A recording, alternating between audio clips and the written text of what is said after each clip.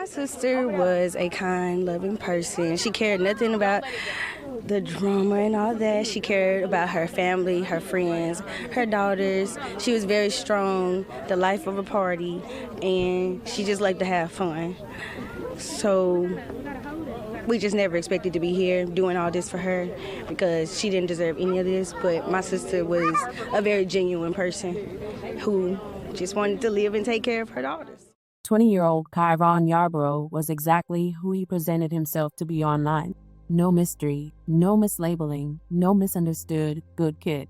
Just a young man intoxicated by fast money fantasies, posing for photos with cash scattered on the floor like confetti and an AK-47 displayed as a personality trait. Disorderly, reckless, violent, the kind of man who mistakes fear for respect and chaos for power. And yet, somehow, this was the man who caught the attention of Alexis Garth, a woman 6 years his senior, already a mother, already doing the work of building something real. While Yarbrough was busy flexing weapons and bravado for likes, Alexis was raising her little girl, surrounded by a loving family, setting goals, and quietly checking them off year by year. Two people moving in opposite directions, convinced love could bridge a gap that common sense could not. On New Year's Day 2022, Alexis posted a smiling photo on Facebook with Yarbrough standing proudly in front of their new home in Athens. Hope looked good on her. The caption read, "When they try to count you out, you make him count you in. We beat the odds." Hashtags followed. Hashtag Happy New Year. Hashtag New Home, because nothing says victory like optimism frozen in time. Exactly 1 year later, that same driveway became a crime scene. Welcome to the American Crime Femicide channel. Please like, share, subscribe, and hit the notification bell for future uploads.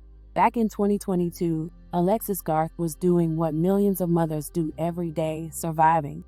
Raising two little girls, holding things together, making it work with what she had. She worked at Walmart as a customer service manager, clocking in so her daughters could have stability, food, and a future. Motherhood wasn't a burden to Alexis. It was her identity. She loved dressing her girls up, taking photos, doting on them, and building memories. But like many women juggling responsibility and exhaustion, Alexis also wanted moments where she didn't have to be strong. And that's where Ky'ruan came in. In the beginning, being with him felt exciting, dangerous in a way that felt thrilling, not fatal, at least not yet. Trips to Las Vegas, riding around in his car. A man with an edge, with bravado, with a confidence that looked like protection instead of what it really was, volatility. In those early stages, Alexis wasn't trying to escape him, she was trying to shield him. But by the end of 2022, the illusion cracked. Yarbrough became increasingly argumentative, aggressive, violent. The abuse wasn't hidden behind closed doors either. It happened in front of Alexis's children, turning fear into a permanent fixture inside their home. Alexis knew she needed to leave. She also knew what leaving could cost her. Ky'ruan made it clear, if she ever tried to walk away, he would kill her and the kids. What started as a threat she tried to mentally minimize became something she couldn't escape, especially because this wasn't an idle man making empty promises. He had tried to kill before. Yarbrough's criminal record wasn't a secret. It was a warning label that everyone ignored. In June 2019, he was indicted on first-degree assault and second-degree assault. By December 5, 2019, he was convicted as a youthful offender and given a 36-month suspended sentence with 24 months of probation. During that probation period, he allegedly violated its terms by committing new offenses twice. One of those incidents occurred on April 1, 2019, when Yarbrough, then just 16, shot at 3 other juveniles following a fight earlier that day. Investigators found that he had been bullying several teens before the altercation. When one stood up to him, Ky'ruan did what he always did when challenged. He left, retrieved a handgun, came back, and started firing. 2 juveniles were shot. A third had his clothing grazed. A judge revoked his probation and ordered him to serve the remainder of his sentence in state prison, set to end in May 2023. But accountability was once again cut short. On December 2, 2022, the Alabama Department of Corrections granted Yarbrough a mandatory release, allowing him to return to Athens under supervision. That decision would cost Alexis her life. Ky'ruan was counting down the days until his release. Shockingly, so was Alexis. She feared him, but she also loved him. And when he got out, she was there. They returned to the home they shared. But nothing reset. Nothing healed. By December 30th, they were already at odds. The arguing escalated. The tension thickened. And by December 31st, the relationship had crossed the point of no return. That day, the two argued endlessly, driving around aimlessly, separating, reconnecting. Alexis visited her mother's new home, spent time with others, and eventually met back up with Ky'ruan. Later that night, with Alexis's daughters in the car, another argument erupted in the driveway of her home. Her mother, Shunetta, was on the phone with her when it happened. She heard Yarbrough threaten to kill everyone in the car.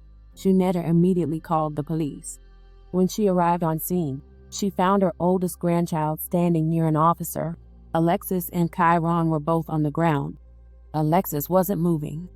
Yarbrough had shot her 5 times. Officers witnessed the shooting. Alexis was rushed to Huntsville Hospital, where she was pronounced dead. And even then, the cruelty didn't stop. Shunetta was forced to pause her grief to address rumors, claims spread by Ky'ruan's family that the murder was about cheating, as if infidelity somehow explains execution. Here go to mama. I said we ain't gonna get on here, but here I go. Let me tell y'all something. Let me tell y'all something. Let me tell y'all the story. For everybody who jumping here and there talking about somebody don't know the story. Bitch ass nigga.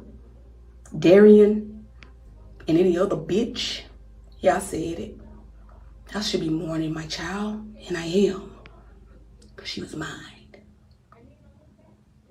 Let me tell y'all this. Let me give y'all the rundown. I'm the mother. From the call to the Ring video doorbell to my grandchild hiding under a car to my daughter being on the phone to me calling 911 while leaving my house asking them to get there because I couldn't make it in time. Y'all want some motherfucking prayers for your boy? Anybody can come see by me. I ain't the baddest bitch. But y'all hoe ass son took my daughter. Your hoe ass friend took my daughter.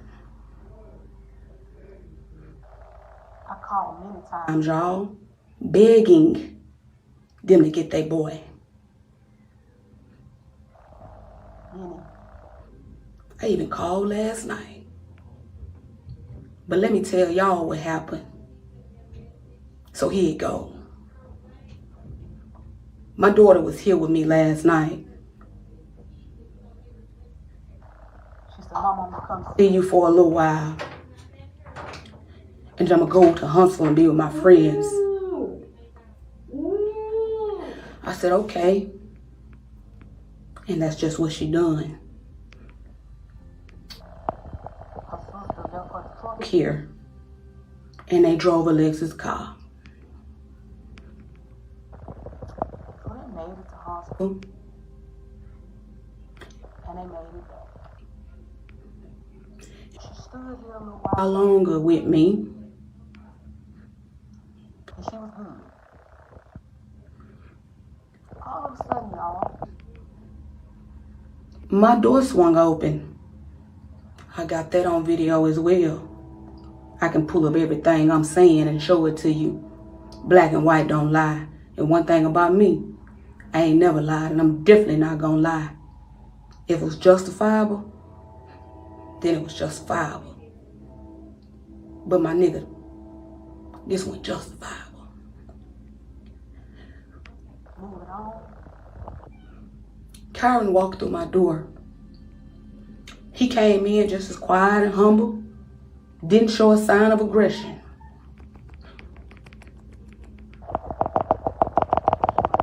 off for a second. And he said, come on. I'm going to trail you home, get you off the road, because there's roadblocks set up on Elm Street and Jefferson and such and such, such and such.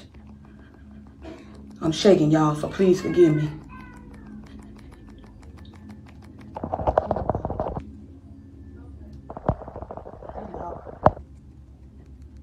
And they went home to their house.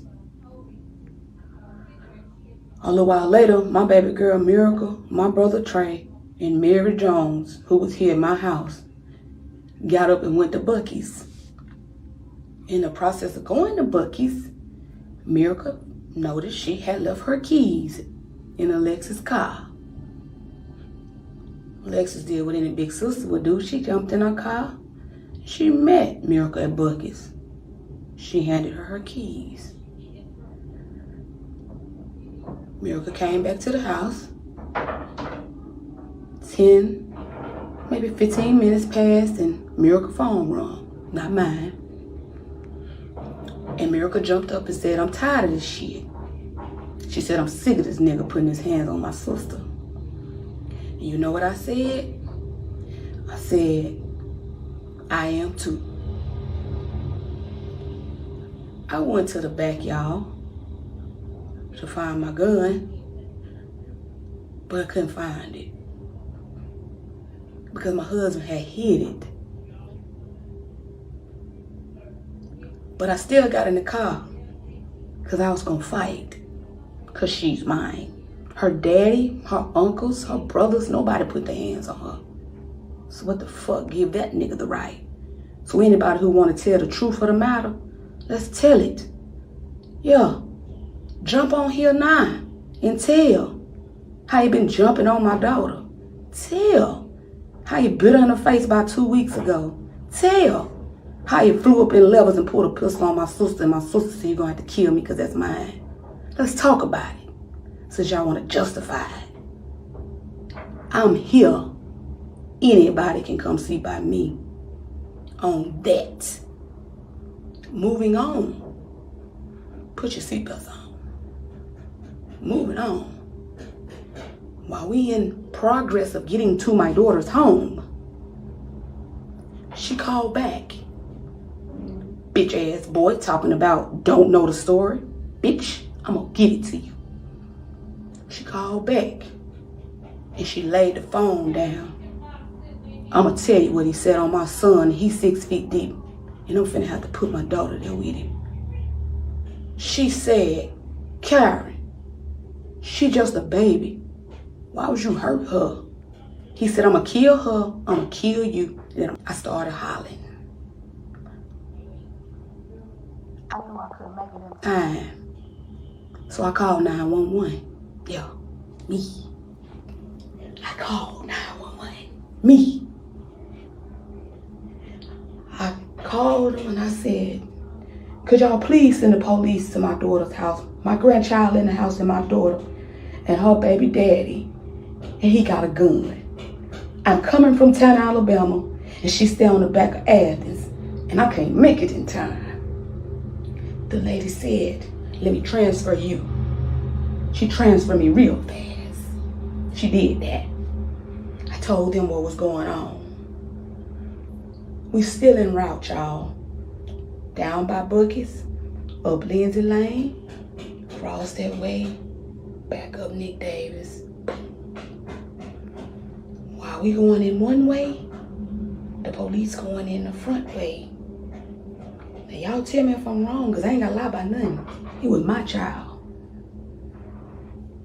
The police stopped 2 houses before her house because they don't pull up on houses where the incident is. They pull close to it and they get out and go up. When they were pulling up, he was shooting my daughter. Now let me tell y'all this. So, tell the story. I dare any bitch to jump on here. Please do it. Please. I'm begging. I'm begging y'all. Jump on here. Jump on it. Body cam don't lie. The Ring camera on my daughter's door don't lie. What I saw would never lie. Me and my daughter pulled up and the officers were already out their car, y'all. My daughter was laying on the ground. Ky'ruan was laying on the ground. Alana Chanel Tucker was in the front of a car with a police officer. I jumped out, screaming. He said, "Ma'am, you have to get back in the car." And at the time, I thought this was being real low down to me, but it wasn't. I didn't know what was there at the moment because it wasn't dinging on me.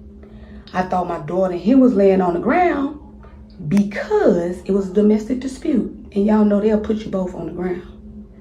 When I pulled up, I saw my daughter move. Her legs moved. So I'm like, okay, they there. I said, "Sir, give me my granddaughter." He said, "Ma'am, get back in the car." I said, "Sir, give me my granddaughter." He said, "Ma'am, you're going to have to get back in the car." I said, "Sir, you're going to kill me out here giving me my granddaughter." He said, "Ma'am, get back in the car." I changed, y'all, so I got back in the car. So I heard him say, "Do you have a medic bag?" to another officer.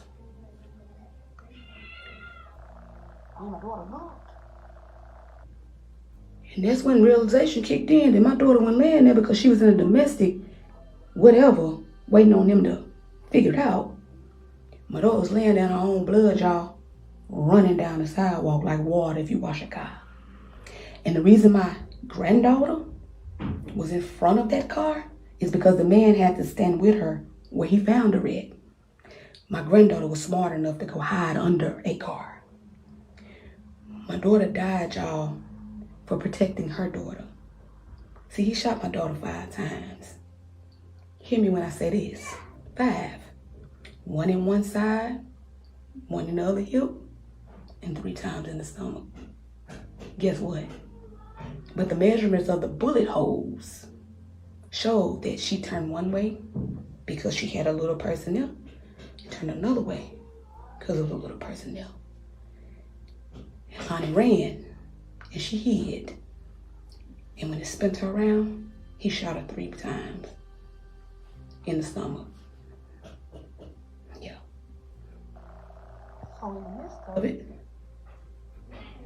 guess what? The officer told me, because I can play this off my head, I ain't gonna never close my eyes and I see it. When they were pulling up, before they got out the car, he shot her. Laid himself on the ground, pushed the gun over, and said he surrendered. Yeah. So since y'all want a motherfucking sympathy, since y'all want a motherfucking prayer, serve something. Yeah, that's your son. That's your boy. That's your cousin. That's your brother, and you're gonna continue to ride. He had a choice. Just like anything I ever done in life, I had one. He had a choice, my nigga. He had a choice, bitch ass boy. He had a choice. Anybody motherfucking else who got something to say. He had a choice. Guess what? She had now. I look back on my ring, y'all. When he came in my house, he had a pistol in his jacket, had his hand over it.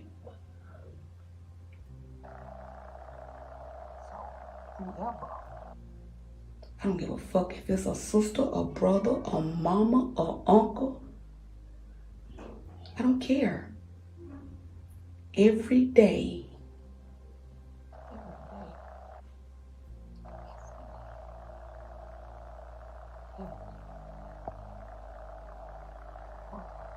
Day.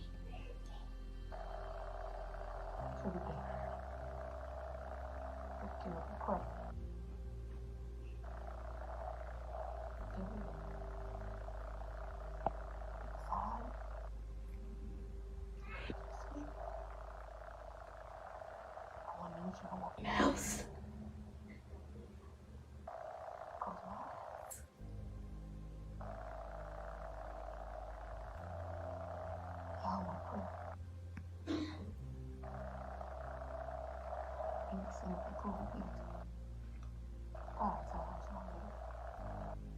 Bad.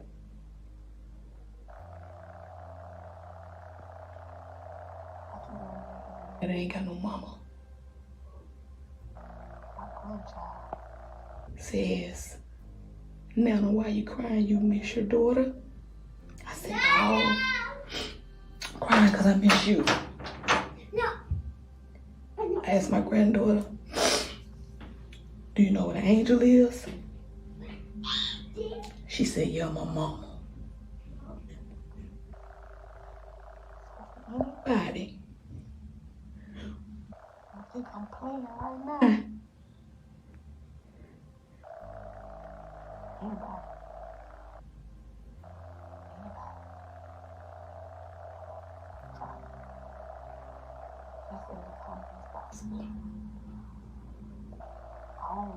Sympathy.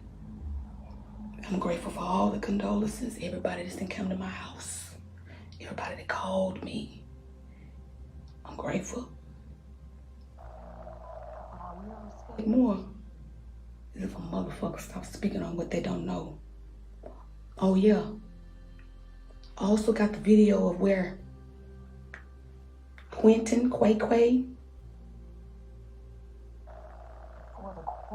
had zipped my baby up in a bag and took her to get an autopsy. Y'all on the ring, toting shoes and shit out the house. Yeah.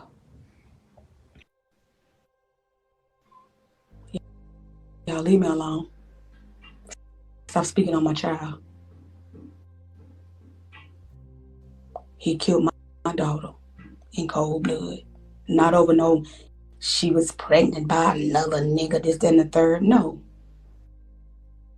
He got caught fucking around again. And every time he do, he gets mad and it's some shit. But ask him how many times I called and begged somebody to get him. And the motherfucker said, let me call. No, get up. I'm up. Leave me and my daughter and my family alone.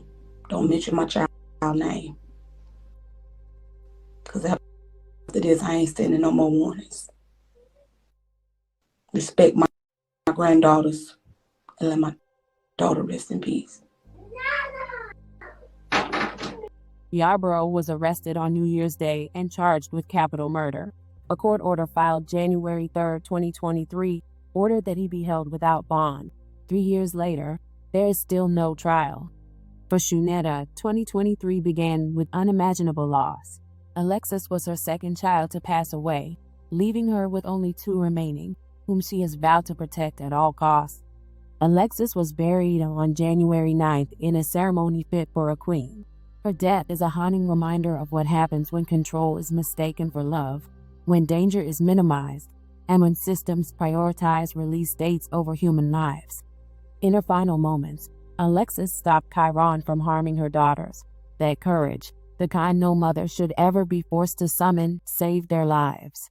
One day, her girls will know exactly who their mother was, and they will carry her love with them forever. May Alexis Garth rest in peace.